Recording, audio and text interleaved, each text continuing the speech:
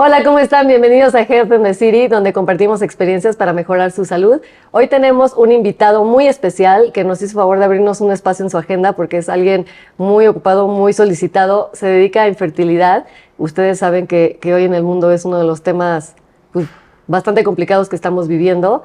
Quiero presentarles al doctor Gerardo Barroso, que muchísima gente de ustedes seguro lo ha escuchado. Gracias, Gerardo, por estar aquí con nosotros. Muchísimas gracias. Agradezco de verdad este espacio que nos abriste. Gracias, con mucho cariño y muy emocionado. Pues mira, como bien mencionas, pues es la infertilidad. Así es. La infertilidad atañe a más de 100 millones de parejas en el mundo y es un tema que ha ido creciendo. O sea, probablemente era difícil hace 40 años hablar de problemas de infertilidad y hoy es un tópico del día a día. Hoy en cualquier mesa nos sentamos, hablamos de este tipo de condiciones, pero también es importante mencionar que cuando uno habla en medicina, en términos generales, la medicina ha evolucionado en los últimos 500 años. Claro. La cardiología, la neurología, la salud reproductiva, la investigación en salud reproductiva se ha disparado sustancialmente en los últimos 40 años. Lo que nosotros sabíamos hace 40 años, ya dejamos de hacerlo hace mucho tiempo. Entonces, evolucionamos muy rápido y eso hay veces que no nos termina de alcanzar la toma de decisiones, los aspectos éticos, la ética médica para la aplicación de ciertas técnicas relacionadas con resolver la infertilidad y hacer reproducción asistida. Ok. Cuéntame, ¿de dónde viene esta pandemia, como decíamos hace ratito, de la infertilidad? ¿Qué está pasando? ¿Por qué ha crecido tanto últimamente? ¿Por qué ya todos vemos a alguien que tiene infertilidad, que les cuesta trabajo? Bueno, yo personalmente te comentaba, tengo cuates que no son de tratamiento, pero mi tercero fue de estimulación ovárica. Finalmente también me costó, o sea, no fue algo, me tardé más de un año en lograrme embarazar. Gracias a Dios lo logré. Pero ¿de dónde viene? ¿Qué está pasando con nosotros? Fíjate que hay dos factores muy importantes. Sí hay un deterioro en la genética evolutiva. Hoy sabemos en estudios muy claros que el factor masculino se vuelve una de las principales causas de no embarazo. No sé. Hay un estudio danés en donde se estudiaron pacientes masculinos desde 1920 hasta 1994 y se observó que había una disminución en el 50% de la cantidad de espermatozoides en estos individuos. Qué importante que menciones esto, porque socialmente, en niveles más bajos, o sea, socioeconómicamente más bajos, pero siempre, por lo general, se le culpa a la mujer de no poderse embarazar, ¿no? O sea, hay siempre hubo el estigma de señalar a la mujer como la que va a dar o no va a dar los hijos. Exacto. Y hoy en día, el factor espermático, hablar del hombre como causa de infertilidad, es diametral. Si nosotros no estudiamos al hombre desde la primera consulta, estamos perdiendo un escenario muy amplio de oportunidad para la toma de decisiones. Okay. Y lo que tú me preguntas, ¿de dónde viene todo esto? Sí, esa parte genética, pero también tenemos una condición que yo he denominado ambioma, parte de qué es lo que hacemos en nuestro día a día. ¿Sí? Hoy, la alimentación, los conservadores, la falta de suplementación, la ingesta, pues olvídate del tabaco, hoy tenemos otras alternativas como es los vaporizadores, que tienen sustancias que hoy ni siquiera sabemos hasta dónde nos van a afectar. Todo eso impacta directamente en células muy especializadas. En el organismo tenemos células de muchos tipos, células como la descamación de la piel, pero hay células que se especializan mucho. El cerebro es una de ellas. El hígado es una de ellas, pero también el espermatozoide y el óvulo. Entonces son muy frágiles. Una mujer que fuma es como si tomara ese humo, lo colocara dentro de un globo e intoxicara y deteriorara el óvulo. Entonces te impacta. Pero también nos encontramos con factores que vienen directamente relacionadas con enfermedades degenerativas. Lo que platicábamos hace un momento de, así como hablamos de diabetes, así como hablamos de hipertensión, de cáncer, también en el área reproductiva hay enfermedades. Ovario poliquístico. Cada vez diagnosticamos más ovario poliquístico, pero la gente tiene la percepción, inclusive todavía el ginecólogo, la percepción de que pues, son esos pequeños quistecitos en el ovario. El ovario poliquístico se relaciona directamente con una enfermedad metabólica que es la resistencia a la insulina. Entonces, tienes un deterioro en la resistencia a la insulina, aumenta la concentración de hormona masculina y te da un fenómeno que denominamos hiperandrogenismo. Entonces, pues tienes más acné, tienes más vello y tienes resistencia a la insulina, aumentas de peso. Y añadido a eso, no ovulas y no tienes menstruación. Haz de cuenta que me acabas de describir mi vida. O sea, yo tuve resistencia a la insulina, me di cuenta cuando nació mi tercer hijo. Así es. Después de un año de que nació mi tercer hijo, porque no lograba bajar de peso, en el embarazo con él subí brutalmente y me costó mucho trabajo. O sea, me cuidaba mucho y subí mucho. Lo que me impacta, Gerardo, es que ahora que me dedico justo a todo este tema de estilo de vida, los doctores no mandan estudios para saber si tienes resistencia a la insulina cuando el 80% de la población la tiene y no tiene ni idea. Claro. Yo haciendo memoria, yo creo que desde los 15 años tengo resistencia a la insulina. Me lo diagnosticaron a los 36. O sea, ¿cuántos años tuve yo resistencia a la insulina sin saberlo? Pasé por ginecólogos, me embaracé de los cuates que no ovulaba. Yo creo que de repente, o sea, no ovulé y lo ovulé doble. Así decidió mi cuerpo. Y luego con el tercero, mucho trabajo para embarazarme, ovario poliquístico. Y nunca nadie me dijo que tenía resistencia a la insulina. Nunca nadie se dio cuenta. Entonces, Qué grave, qué complicado. Y además que lo vives en un escenario inmediato. Exacto. Yo quiero embarazarme, no puedo lograrlo y aparte estoy evaluando que tengo resistencia a la insulina. Pero lo que la gente tampoco define es a largo plazo qué sucede. Por supuesto. Porque ese 80% que tú perfectamente bien defines son personas que la pandemia lo demostró. Esa resistencia a la insulina te va a llevar a diabetes. Vas a generar diabetes. Entonces, ¿qué fue cuando tuvimos COVID? COVID se metió a tu armario, sacó tus esqueletos y si tenías resistencia a la insulina, si tenías datos de hipertensión, ahí se definió tu estado de salud. Por eso fuimos uno de los países con mayor grado de mortalidad. Entonces, tenemos ese tipo de enfermedades, endometriosis, por ejemplo. La endometriosis que está muy subdiagnosticada porque no se le presta atención. Y al final, ¿qué es la endometriosis? Es el retorno cuando viene el sangrado menstrual. Parte de ese sangrado se regresa a través de las trompas e impregna de sangre la cavidad pélvica. El efecto final es un fenómeno inflamatorio. Okay. O sea, imagínate que agarras en la pelvis tus ovarios, el útero, le pones gasolina y le prendes un cerillo. Entonces, pues tienes un estado de inflamación que pues, evita que el espermatozoide corra adecuadamente por las trompas, no permite que interaccione con el óvulo, entonces disminuye tu tasa de fecundidad y por supuesto pues, no hay implantación. Y son mujeres que no son diagnosticadas. Yo soy un centro de referencia y pues nosotros vemos casos complejos de mujeres que tienen 5 o 8 años de infertilidad sin un solo diagnóstico.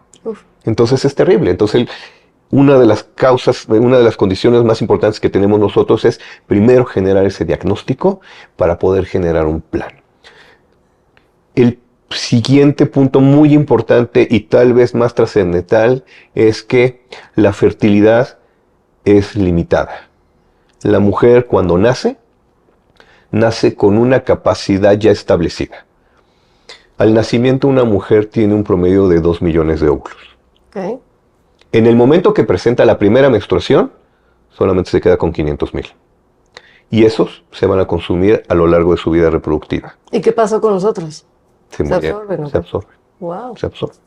Hay un fenómeno que se llama de muerte programada. Nosotros lo denominamos apoptosis, en donde son células que nacen, crecen, se desarrollan y se mueren y no necesitan de un factor de agresión, un factor químico, mecánico que los mate. ¿No? ¿Es un proceso? Es un proceso. De hecho, ese proceso es lo que controla que no tengas cáncer. Porque cuando tú pierdes ese fenómeno de apoptosis, la célula sigue creciendo. Y por eso se forma el tumor. Okay. ¿Sí? Entonces, hablamos de esos procesos apoptóticos y ¿qué es lo que sucede? Que una mujer a sus 28 años, pues tiene una probabilidad promedio entre 20 y 25% de chance de lograr un embarazo. Es que es bien bajito. Es bien bajito, pero a los 40 tiene 5%. Y además dentro de ese 20, la probabilidad que tienes de perderlo. Una mujer de 28 años tiene una probabilidad de 1 en 750 de tener un síndrome de Down.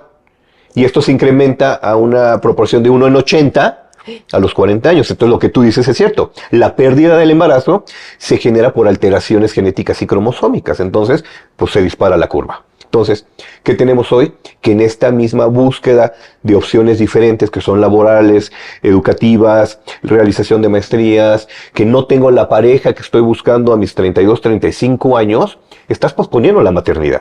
Claro. Pero tus óvulos siguen envejeciendo. ¿Qué pasa con esto cuando conozco muchas mujeres justo, ¿no? Que no a los 28 tal vez, pero sí a los 30 y tantos, que no tienen una pareja con quien tener un hijo, están en la mitad de sus estudios, lo que sea, que sí saben que sí quieren tener hijos y entonces deciden entrar en un proceso de congelación de embriones, entiendo, ¿no? De óvulos. De óvulos. ¿A qué edad, o sea, qué edad es la correcta para que tú digas, o sea, ya es momento de que si no estoy en ese momento de vida donde ya puedo tener un hijo, ¿qué momento es el que deberías de pensar en congelar óvulos? Si tú después de los 25 años tienes claro que la maternidad va a ser parte de tu vida, contémplalo. Desde los 25. Desde los 25 años. Wow, soy Sí, bien sí. chiquita. Sí, o sea, el hecho es que uno no tiene que esperarse a ver si soy fértil o no. Si la mayor parte, yo veo gente joven y me dicen, es que sí quiero ser mamá en algún momento, le hago un chequeo reproductivo. Veo cómo están sus hormonas, cómo está su tiroides, su prolactina, su resistencia a la insulina. Veo que cumpla con todos los escenarios adecuados para que cuando cumpla 30, 32 o 35 no tengamos un problema mayor. Claro. ¿Sí? Y no atender estos casos a los 38 años con endometriosis, síndrome de ovario poliquístico, un factor masculino alterado, condiciones inmunológicas, obesidad importante, que ahí, pues ese es el gran problema. A ver, yo hago diagnósticos de resistencia a la insulina desde los 15 años. Y si tengo una mujer de 16, 18 años, pues por supuesto que no tiene la menor intención siquiera de pensar en la maternidad, pero Claro. tengo que preparar a manejar adecuadamente su resistencia a la insulina, que no le salgan granos, que no suba de pesos, que se vea Que todo esté en orden. y que se vea bien. Claro. ¿Sí? Porque ¿qué te interesa en la juventud? Pues verte bien. Claro. Sí, y tus amigas pues se comen 5 tortas y están flaquitas y tú respiras y subes 2 kilos, pues no te lleva a nada, ¿no? Entonces, Claro. sí creo que preventivamente puedes hacer una evaluación de tu fertilidad, aunque no vaya a ser para mañana.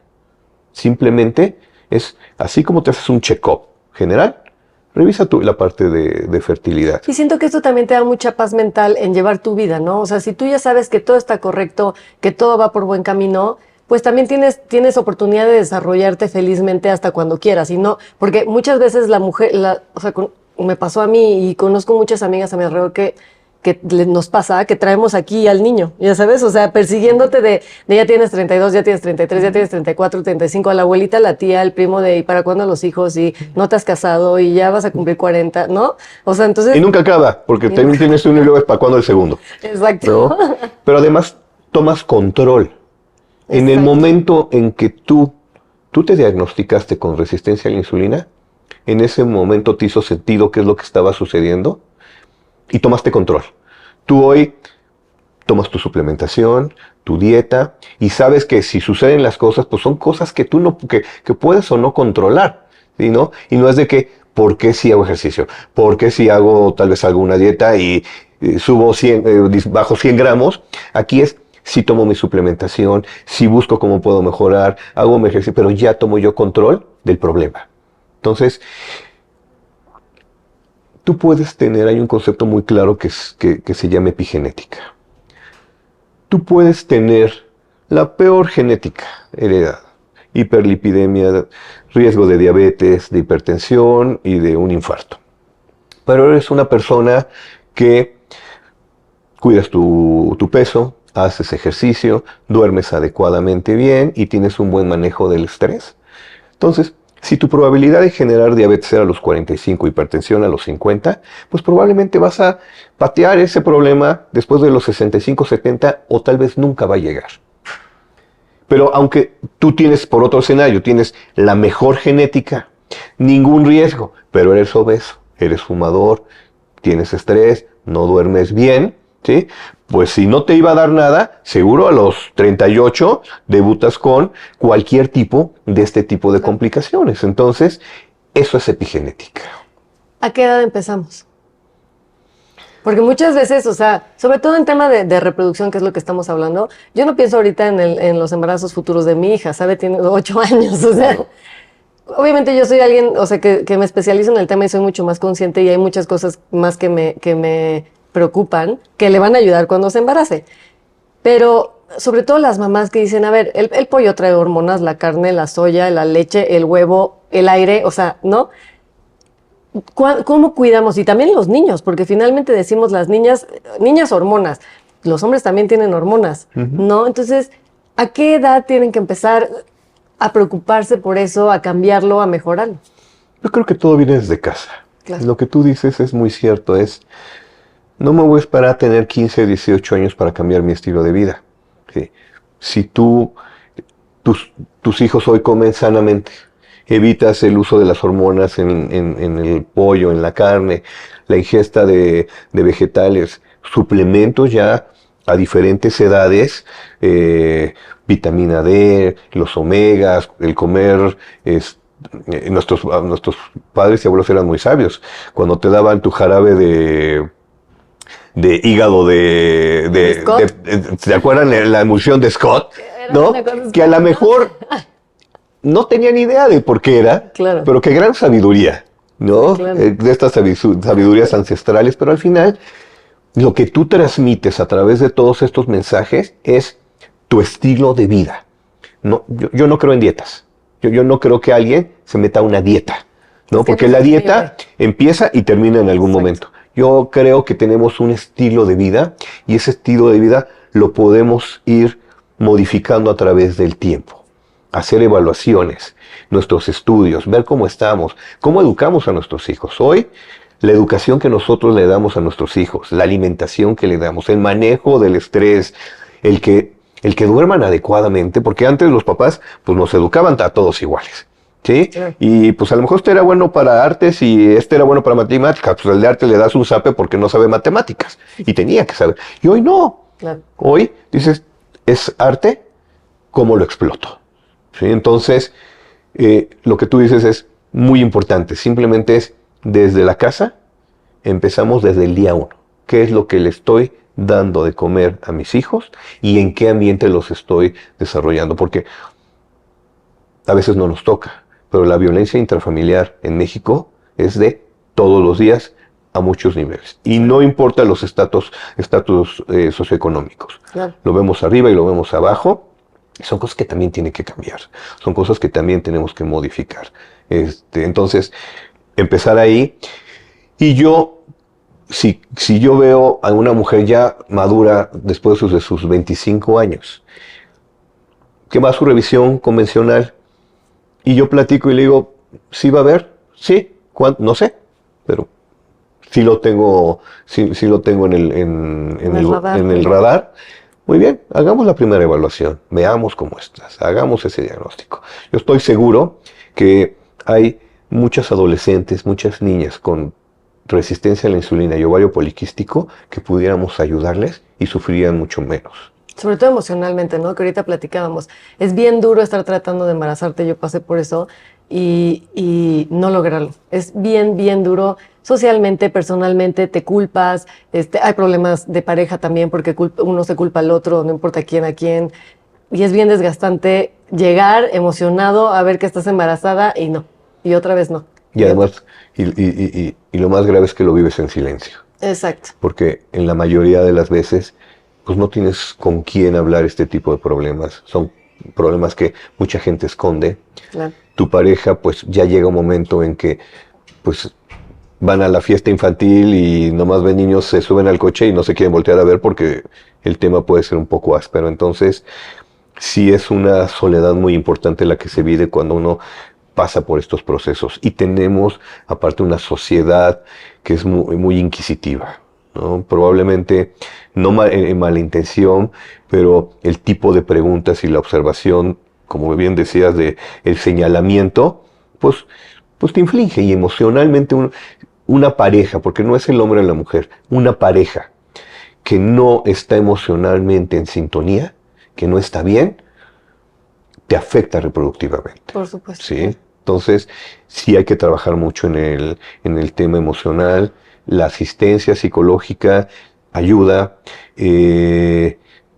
Hoy se ha vuelto mucho el mundo de tratamientos, ¿no? Nuestra medicina alópata es: me duele la cabeza, tómate una aspirina; se me sube el azúcar, tómate metformina. No, es cómo puedo hacer algo diferente holísticamente para mejorar mi estatus emocional y tratar de encontrar ese equilibrio que ando buscando, ¿no? Nuestras hormonas, nuestro sistema inmunológico, ese well-being que requerimos para que tengamos óvulos y espermatozoides de mejor calidad, independientemente que pueda uno no requerir algún tipo de tratamiento. Claro. En el caso de los hombres, o sea, decíamos de las mujeres que a los 25 hay como que checa las... Entiendo que los hombres piensan mucho después en eso que nosotras, por el mismo tema social, pero los hombres, ¿cuándo tienen que venir a hablar? Ellos no tienen que congelar nada. ¿Eso cómo funciona de ese lado? Yo creo que ese fenómeno de Matusalén, ¿sí? de la fertilidad infinita, ya la hemos demostrado que no. A ver, el hombre probablemente va a producir espermatozoides a lo largo de su vida, pero pues no es lo mismo, la misma calidad a los 20 que a los 60 años. Y lo que sí sabemos es que después de los 40 hay un impacto negativo, reproductivamente hablando, en el espermatozoide. Entonces, a ver, un hombre igual, después entre los 25 y los 30 años puede hacer una evaluación, pero si tuvo cirugía inguinal, si no hubo descenso testicular, si tuvo paperas, las paperas, no tienes una idea de cómo afectan las características testiculares. Y están bastante lejos. Entonces, cuando tienen este tipo de antecedentes o algún tipo de trauma, hay que buscarlo intencionadamente. 18 años, hacer una revisión. Y no nada más en la concentración, hacemos un estudio hormonal, vemos así como buscamos hormonas en la mujer y tiroides en la mujer, lo mismo hacemos en el hombre. Enfermedades como varicocele, ¿no? Que es estas venas. Así como nosotros vemos venas en las piernas en las mujeres, las mismas venas las encontramos dilatadas en el testículo. Bueno, no todo se opera, no todo necesita algún tipo de tratamiento en específico, pero sí hacer una evaluación clara de en dónde está uno. Entonces son evaluaciones muy rápidas.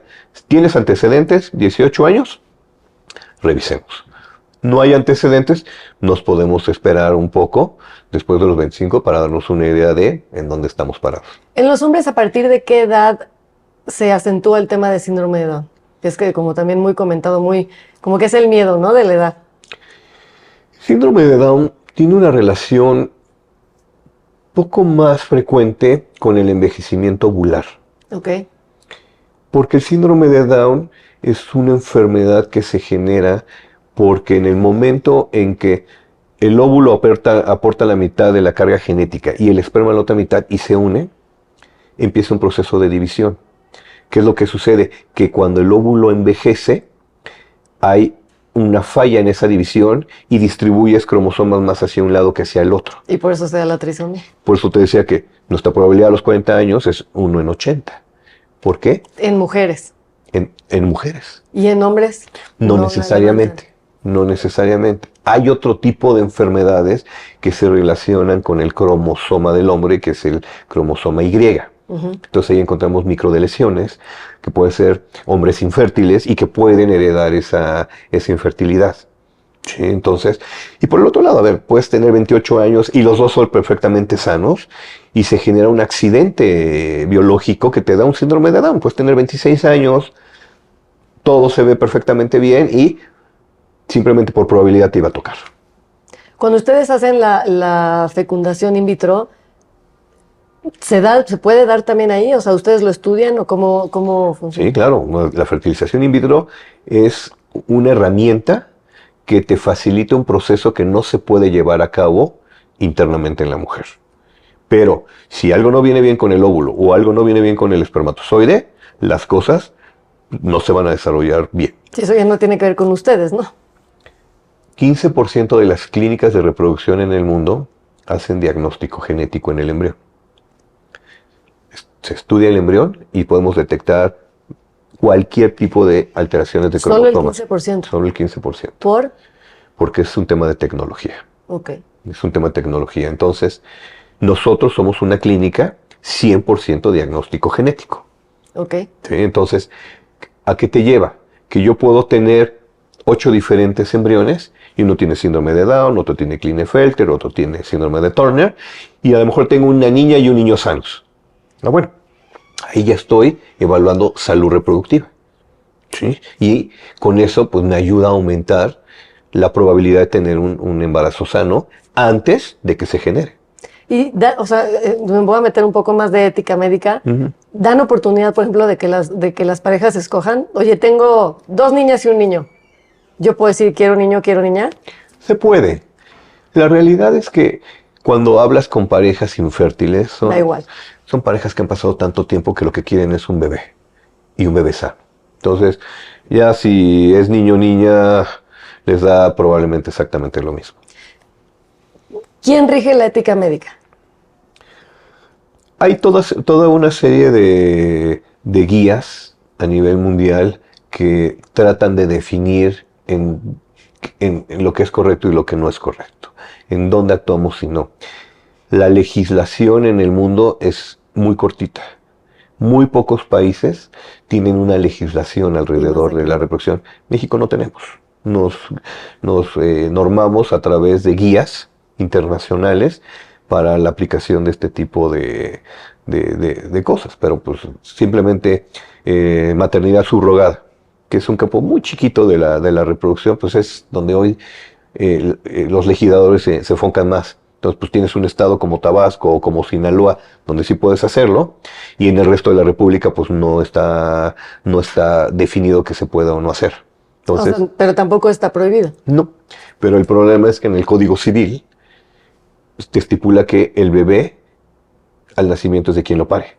Entonces, si tú vas a un hospital, pues si nace de la señora Pérez, pues el bebé va a ser Pérez. No es de que nace la señora Pérez y le vas a poner Rodríguez. ¿Sí? Entonces, se hace más complicado. Claro. ¿Sí? Y es un tema mucho más administrativo y mucho más legal que médico. Claro, por supuesto. ¿Sí? Entonces, pues te impacta de esa manera. Qué complicado, porque sí, pues muchas veces hay mujeres que es su única opción, ¿no? Y no hay más. Hay mujeres que nacen sin útero. Entonces, Sí, hay una a ver, manera. día 1, la única opción que tú tienes es buscar un útero subrogado. ¿Cómo es el proceso? De la fertilización in vitro, la fertilización in vitro es relativamente rápido. Lo que tú haces es que aplicas medicamento por 10 días. ¿Hormonas o qué tipo de medicamento es? Hormonas que te permitan desarrollar una mayor cantidad de óvulos. Y ya con esos óvulos, cuando tú los extraes, tienes la probabilidad de fecundarlos con el espermatozoide. Entonces, y me preguntarás, ¿pero por qué necesito muchos óvulos? Pues como platicamos, como muchos de ellos no van a ser viables, entonces a mayor cantidad de óvulos, pues mayor probabilidad de tener un embrión sano. Entonces, cuando yo ya tengo ese óvulo y ese esperma y ya fecundaron, los desarrollo por los siguientes 5 o 6 días en el laboratorio. Y a partir de ese momento les puedo hacer estudio genético para valorar que tienen salud cromosómica y genética. Okay. Y ya en ese momento tomamos la decisión de poderlo transferir e implantar dentro del útero. O sea, se implantan casi, o sea, inmediatamente, o sea, en días, pues. No, lo que hacemos es que dejamos descansar ese mes que utilizamos medicamento, pues porque hay que desintoxicarse de esas hormonas y después preparamos ese útero ya Con otros medicamentos. con otros en una forma mucho más sencilla para solamente colocar el embrión. O sea, que sea un ambiente adecuado para que se... Que tiene que estar en las mejores condiciones. Sí. Okay. ¿Qué otros tipos de ayuda hay? O sea, como el que te decía yo de estimulación Cuando ovárica. definimos las técnicas, siempre hablamos de técnicas de baja complejidad y técnicas de alta complejidad.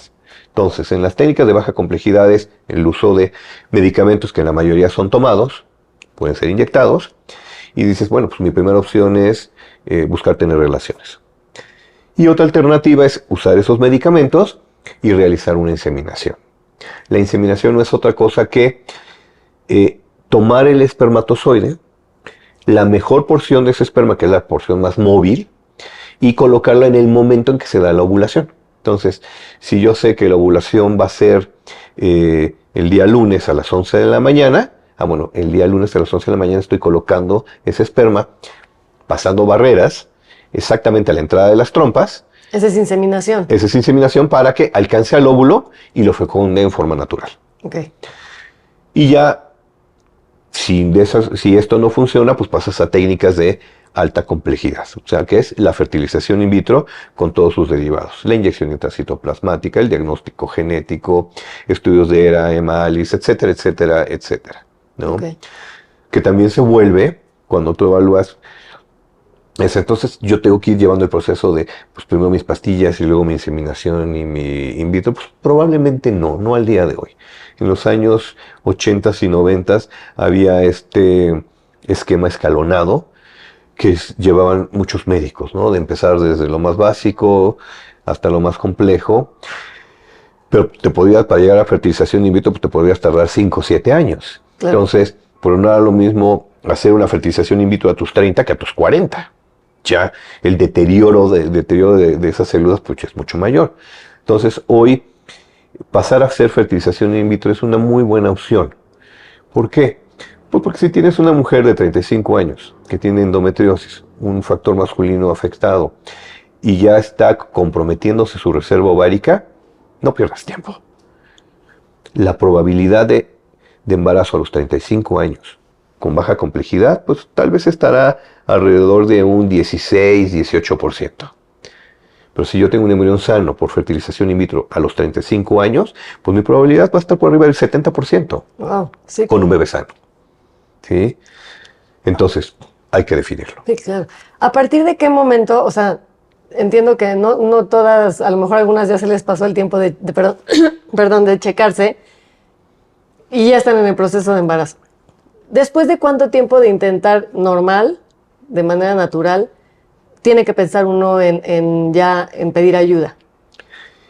Yo creo que no es tanto un tema de temporalidad.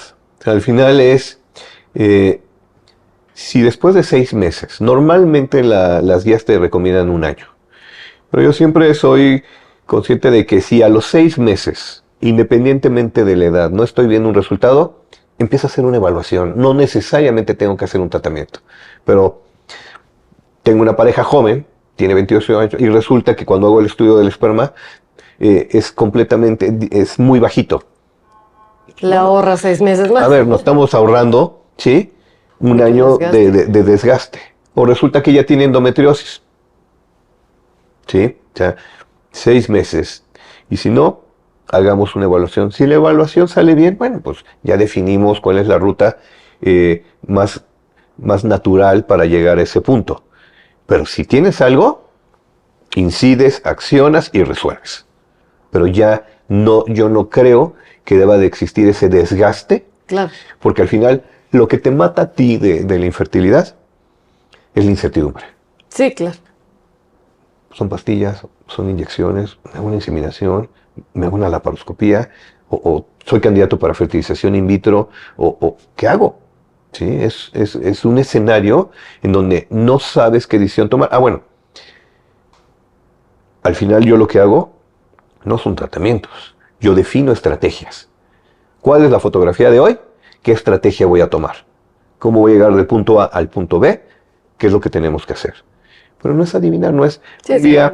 Sí, porque es, a ver, pues este mes hazte este estudio. Bueno, el próximo hazte el otro. A ver, no.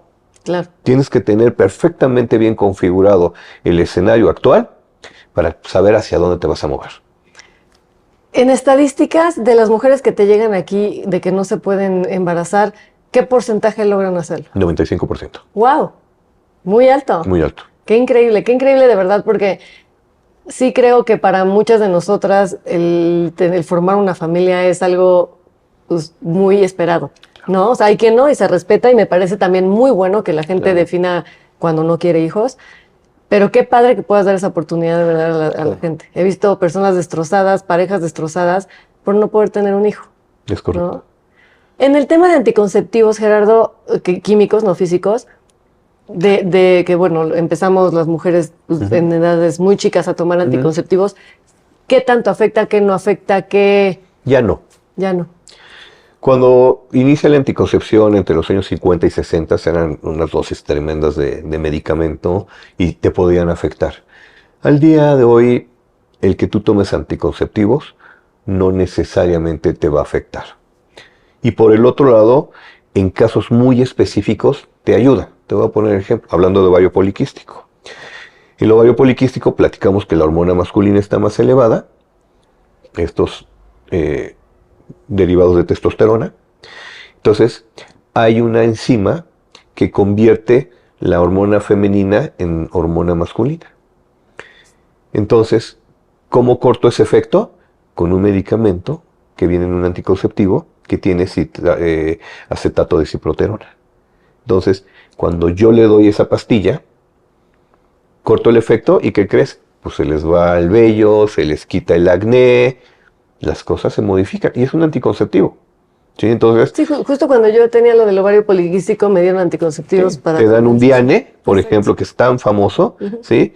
Y ayuda, ¿sí? Entonces tiene un efecto benéfico. Entonces, yo creo que al día de hoy cada vez las dosis son más bajitas. No hay que tenerle miedo a los anticonceptivos. Sí hay que vigilarlo, ¿sí? Pero no necesariamente hay que satanizarlos, porque durante mucho tiempo nuestras abuelas Claro. y nuestras mamás decían es que estás tomando mucho tiempo anticonceptivos, periodos de descanso pueden existir y son muy valiosos, sí, pero si tienes una mujer con endometriosis que se dobla de dolor cada vez que le viene y el anticonceptivo le disminuye la cantidad de sangrado y de su periodo, ¿qué pasa?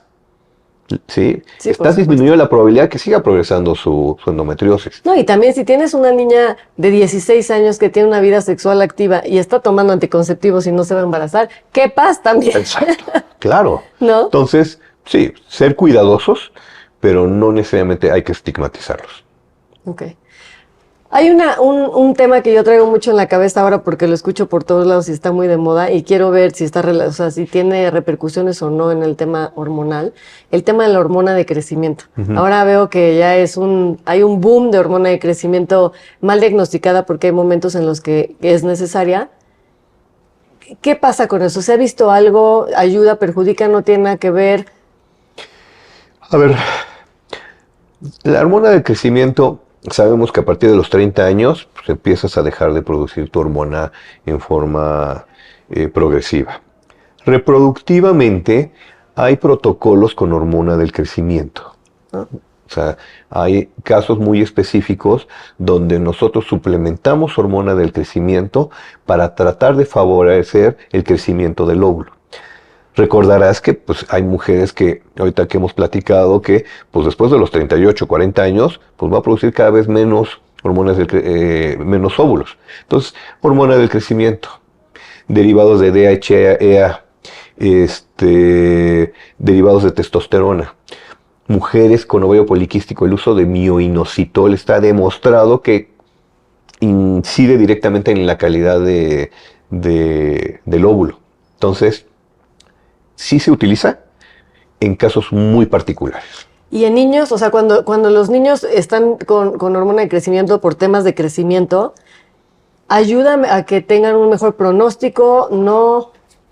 Creo que también aquí ha habido este contexto, ¿no? De qué va a pasar con estas pubertades precoces en los niños y la preocupación de los padres por el tipo de alimentación, la generación de caracteres sexuales secundarios, ¿no? Ya vemos a las niñas a los 7, 8 años que pues ya empiezan a tener un poquito de telarca, ¿no? El crecimiento. Entonces, también ha habido este boom de tratar de retrasar todo este proceso, ¿no? Utilizas medicamentos como análogos de la GnRH para tratar de evitar que venga la menstruación o para que crezcan un poco más, o en algunos que para que el uso de la hormona del crecimiento. Pero yo creo que hoy en día uno tiene que ser muy cuidadoso y sí hacer una evaluación formal con un endocrinólogo de niños. Claro. Sí, no, porque si no empezamos y todo esto se puso de moda con el manejo del fisicoculturismo y hoy la gente anda con una hormona del crecimiento en la bolsa. Entonces no está bien. Claro. Sí.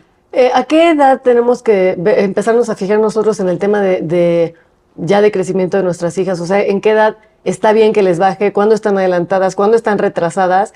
Sobre todo, ¿cuándo llevarlas por primera vez también a un ginecólogo? Que yo creo que tiene que ser, acuérdate que hay curvas de crecimiento que utilizan mucho los pediatras. Entonces, ellos van evaluando no solamente el crecimiento. Hay quien te toma una radiografía, te dice cómo está, te puede proyectar cómo va a ser el crecimiento de este bebé. Bueno, ya no de bebé, sino de estos niños que se van a volver en adolescentes. Y la edad esperada, a partir de los 10 años, que es donde empezamos a ver telarca, pubarca, ¿sí? La presencia de la primera menstruación, y contemplar que antes de ese tiempo, pues si algo estamos observando, inmediatamente consultarlo con el pediatra y con el endocrinólogo pediatra. Súper. Pues muchísimas gracias, Gerardo. De verdad, a mí te comentaba hace ratito, me apasionan todos estos temas de medicina. Sobre todo, felicitarte por la esperanza que le das a muchísimas mujeres. Ahorita que me estabas platicando, tu currículum está de impacto. O sea, el señor toca hasta saxofón. Ese fue el que más me impactó. Sí, sí. No, de verdad, felicidades. Gracias. Gracias por dedicar tu trabajo y tu estudio a ayudar a personas que lo necesitan, porque finalmente eres una luz de esperanza para muchas. Emocionalmente es durísimo. Digo, yo lo viví de una manera súper bajita y es difícil. Y veo a mujeres que de verdad dedican su vida en lograr tener un hijo y no lo logran, ¿no? Y no pueden tener como acceso a este tipo de soluciones. Claro. ¿No? Pues mira, yo siento que tengo esa parte que trabajo todos los días. Siempre trato de ser muy empático, de dar gracias todos los días, de tener estas capacidades, porque sí es una gran responsabilidad. Y afortunadamente, te puedo decir, tengo bebés de 20 años que hoy vienen y me visitan. Tengo niñas que yo formé en el laboratorio y hoy las veo como pacientes.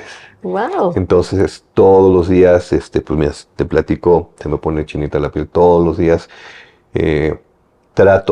trato de mejorar lo que hacemos y de dar una esperanza, porque lo que hacía yo hace 20, 25 años, nada tiene que ver con lo que hago hoy. Me imagino, te has tenido que actualizar. Muchísimo, entonces. Y seguramente los casos que veías hace 20 años tampoco tienen nada que ver con nada eso. tiene que ver. Entonces, es un compromiso.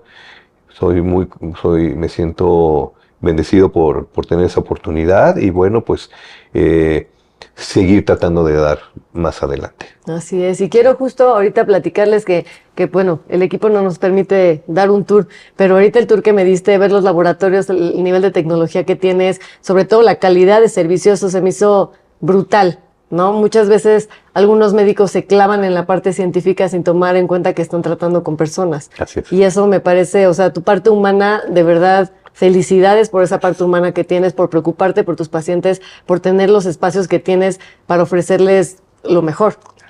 Así es. ¿Quieres dar redes sociales o teléfonos? De todas maneras, vamos a poner los teléfonos de la clínica si quieres abajo para que la gente que te pueda contactar. Pues mira, básicamente trabajo medianamente en Instagram. Estoy como DR, como doctor, DR Gerardo Barroso. Ahí me encuentran, ahí tengo muchas pláticas, hablo de muchos temas. Igual tengo un canal de YouTube en donde hago algunos videos con temas como muy, muy específicos en reproducción. Y pues me encuentran aquí en Arcos Bosques, Paseo Tamarindos 90. Aquí estoy todos los días. Muchísimas gracias, Gerardo, y gracias por este espacio y por la oportunidad de platicar contigo. Y gracias por darnos la oportunidad de comunicarnos con la gente que te sigue y yo definitivamente, no se llame infertilidad, diabetes, resistencia a la insulina, menopausia, lo que sea. Lo que tú haces es lo que realmente y lo que transmites, ese estilo de vida, es lo que nos va a cambiar para todas y cada una de estas enfermedades. Así es. Muchas gracias, Gerardo. Muchas gracias a todos por estar con nosotros. A mí me pueden encontrar en Instagram como @goodforgod. Suscríbanse al canal para que les lleguen los episodios todos los miércoles y nos vemos por aquí pronto. Gracias por acompañarnos.